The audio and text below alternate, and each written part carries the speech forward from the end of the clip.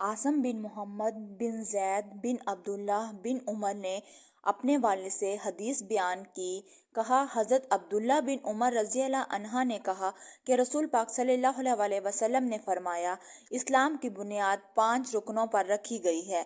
इस हकीकत की दिल, ज़ुबान और बाद में ज़िक्र किए गए बुनियादी अमाल के ज़रिए से गवाही देना कि अल्लाह ताला के सिवा कोई माबूद नहीं और हज़रत मोहम्मद सल्लल्लाहु अलैहि वसल्लम इसके बंदे और इसके रसूल हैं।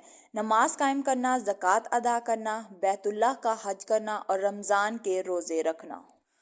हज़रत अबू हुरैरा रज़ी अल्लाह अन्हा से रवायत है, उन्होंने कहा, जब के हबशी रसूल अल्लाह सल्लल्लाहु अलैहि वसल्लम के सामने अपने बालों से खेल रहे थे तो हज़रत उमर बिन खत्ताब रज़ी अल्लाह अन्हा पहुंच गए और कंकरियां उठाने के लिए झुके ताकि वो इन्हें कंकरियां मारे। तो रसूल अल्लाह सल्लल्लाहु अलैहि वसल्लम ने इनसे फरमाया, उमर, इन्हें छोड़ दो।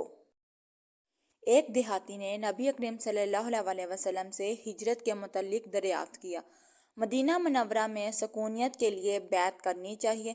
आपने फरमाया, तुम पर अफसोस, हिजरत का मामला इंतहाई सख्त है। क्या तुम्हारे पास ऊंट है? इसने कहा, हाँ। आपने पूछा, इनकी ज़कात देते हो? इसने कहा, हाँ। आपने फरमाया, इन बस्तियों के पार अमल किए जाओ, अल्लाह ताला तुम्हारे अमल में कोई कमी नहीं करेगा।